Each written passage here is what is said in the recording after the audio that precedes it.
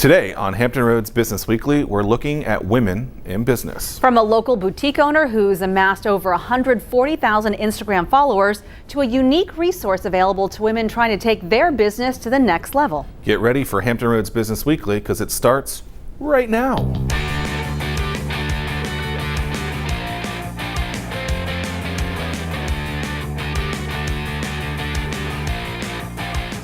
Hello and thanks for joining us. I'm Cheryl Tan. And I'm Zach Miller. Welcome to Hampton Roads Business Weekly, a weekly look at the businesses and entrepreneurs making an impact right here in Hampton Roads. Today we're looking at women and entrepreneurship, and we begin with Accelerate Her, a women's business development organization.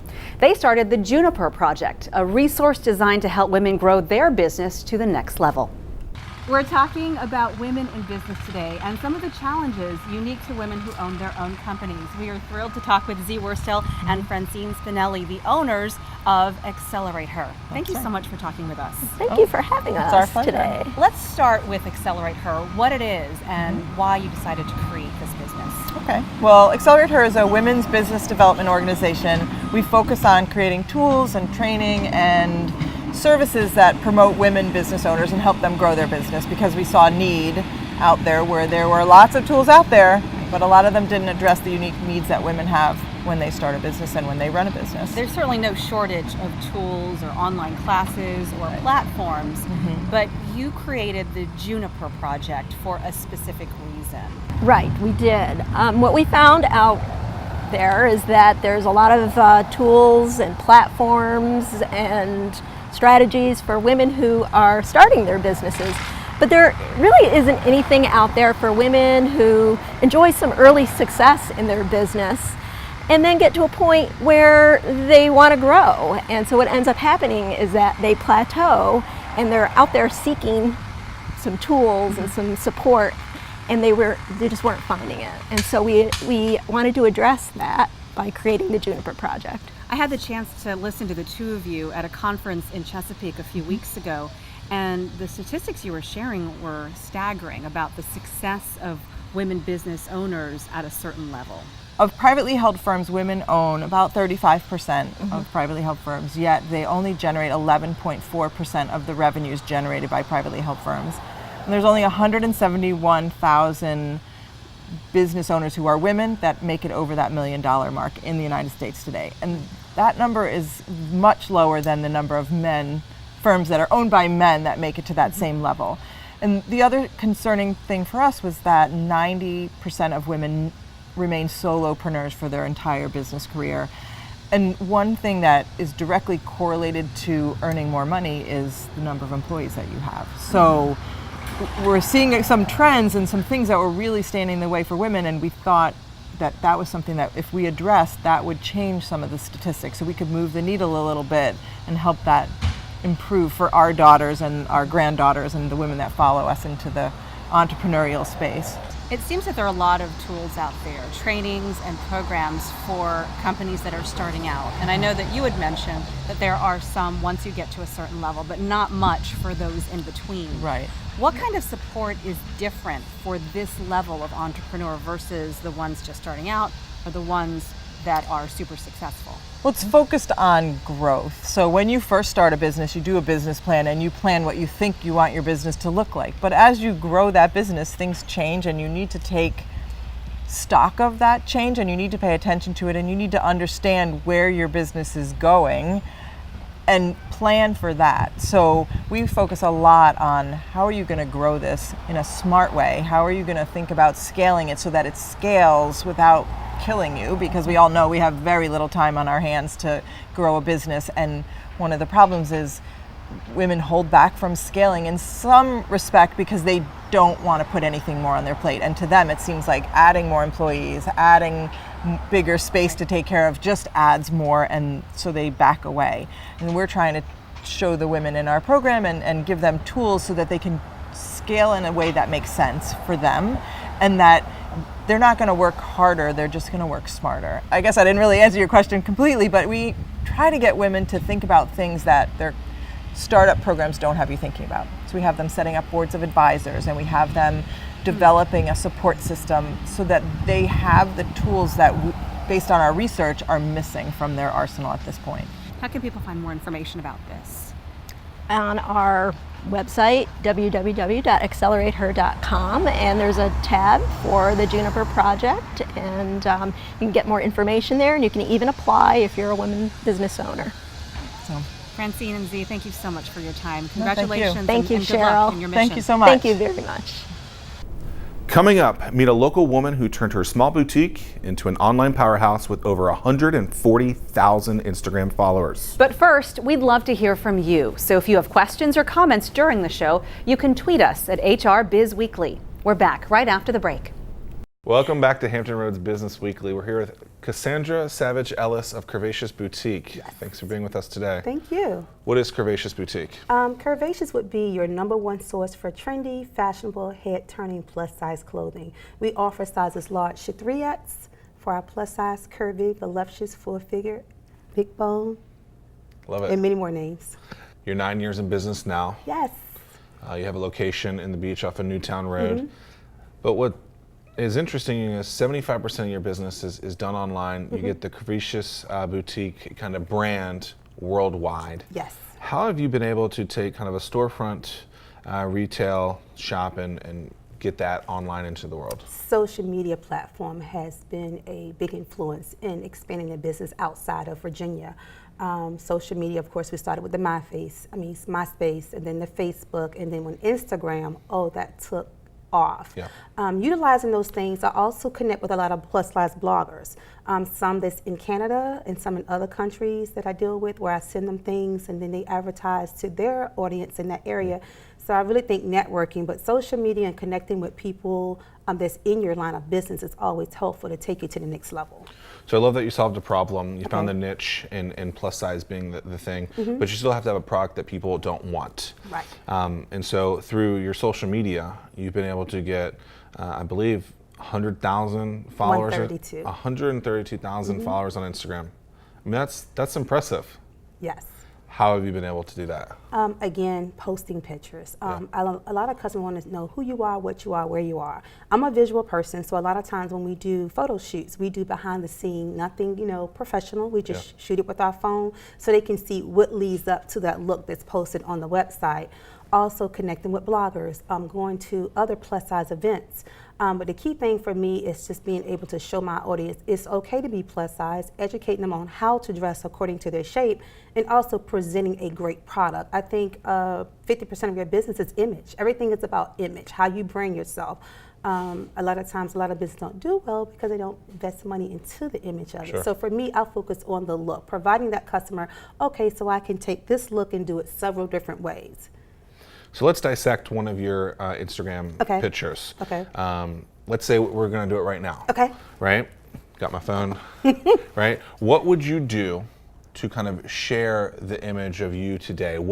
How do you get the behind the scenes look that makes it look to your customers that you want to be the brand that you want them to be? What are you looking for? How are we putting that in front of them? A lot of times they like to see the behind the scene thing. That is very important to them. I notice that when I do professional photo shoots, those do get a lot of likes, but when they see the raw cut things that's relatable to them, they can relate, oh, her hair was out of place a little bit, or maybe her bra strap was showing. They love those pictures because they can't relate. They cannot sometimes relate to a picture that's been edited and polished, so they can relate to every day. So I give them both sides of it. On the website, I'm going to present that professional look to entice you to buy, to make you feel more comfortable going to my site. But then on the flip side, for that everyday customer who may be a little leery of going onto the site, they can see, okay, I can relate to both images, unedited and edited, and behind the scenes. So how do you take the 132,000 Instagram followers and say, hey, by the way, we also sell a product that you might like. What's some of the ways that you convert them into an actual sale? Sales. Always having a sale. Mother's Day weekend was fabulous. Most people want to buy gifts. We offer different types of sales. Sometimes we do the look of the day. We'll take one outfit, a pair of earrings, and maybe a clutch and give it to you for a set price versus you paying a la carte for each item. What does the future look like for Curvaceous Boutique? Branding. I want to be a household name. My graphic designer went to Detroit last weekend and somehow some lady had a dress on. He's like, oh, I bought this dress from a place in Virginia Beach, Virginia. And so happened he's my graphic designer. And when he emailed me that, it just made me feel good knowing that I can touch people outside of my local area. Love it. Yep. Keep up the great work, Cassandra, and best of luck to you. Thank you. We have more Hampton Roads Business Weekly on the way, including my conversation with Carla Mackey from the Full Cup, a bra fitting boutique and winner of the Retail Alliance's Southside Retailer of the Year. We're back in 2 minutes. We're talking about the business behind the Full Cup in Virginia Beach. Here today with Carla Mackey, the store's Director of Operations. Carla, thanks so much for showing us around today. Thank you for being here. Congratulations on a recent award you won from Retail Alliance, the Southside Retailer of the Year. And I want to dive into the 3 reasons why you won this award, which is community involvement, social media, and customer service. Yes. And let's start with customer service and what makes you different in that regard. Well, most bra fitting stores are filled with inventory, but we care that women come in here and be treated special. It's like a spa experience. So we want them to feel better when they leave than when they came in. You've been here in Virginia Beach for about 12 years or so. Yeah, a little bit more. And customer service, of course, is so very important. Right. How have you cultivated that customer experience? How have you made that shine and make everyone who comes in feel special? Okay. Well, it starts with the staff you have. If you don't have the right staff, they're all compassionate and they love helping women feel better.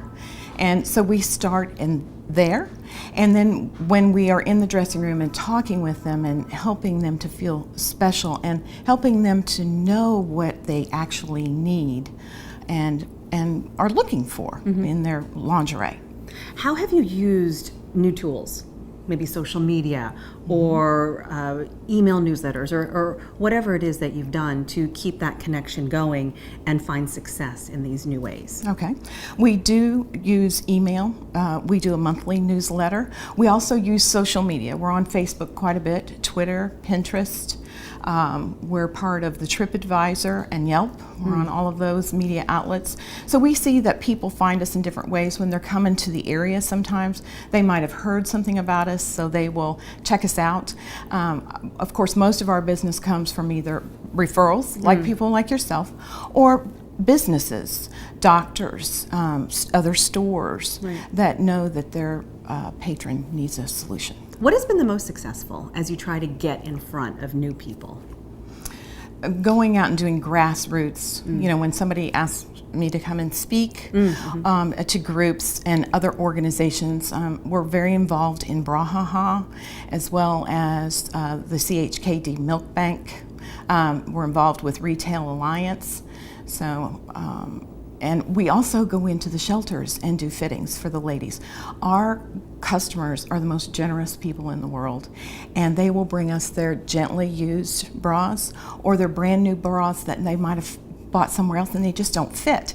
So they bring them to us to go into the shelters and do fittings, and that is my favorite thing to do. And that speaks to your community involvement. Absolutely. Where you've been recognized for that. Absolutely. And I think it also brings to mind the education component where before Oprah made it famous a dozen years or so ago, women didn't realize that they were wearing the wrong undergarments, the wrong sizing. So you're also in the business of education. Absolutely. That's one of our core values, is educating women.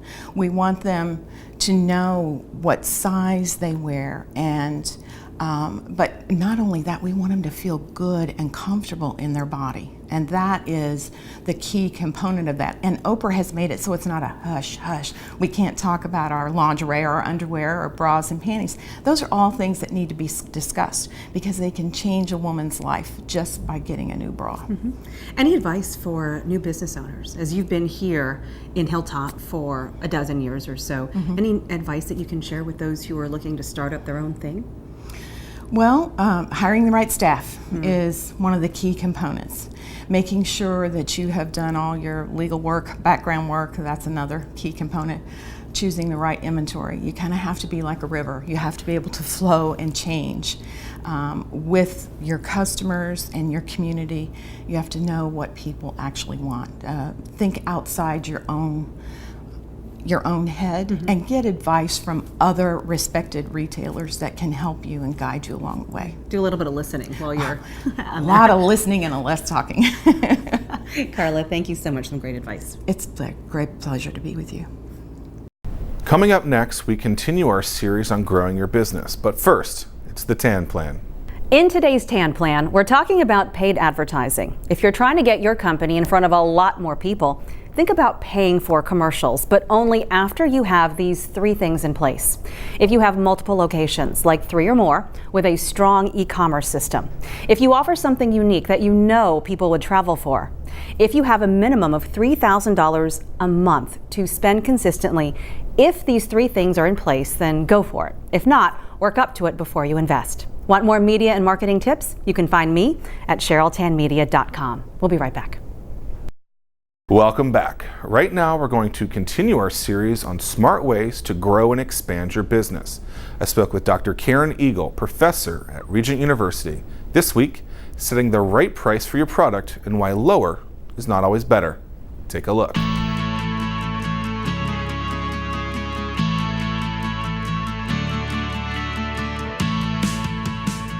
One of the biggest challenges that any business has is understanding pricing.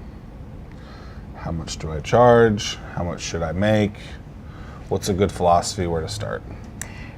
I think it's like everything else. You have to do a little bit of research, and you have to understand your customer. I mean, that is the foremost thing. Who is my customer, and where is my niche? And you need to focus and stay in that space. Because I've taught so many students that had to open a business, a fictional business for the class, and the first thing that they always say is, we're going to have the lowest prices, like as if that's the thing that people want to have. And they, Walmart's already doing that. Sure. So what are you going to do that's special? And how are you going to get your prices like them, who are buying in great quantities?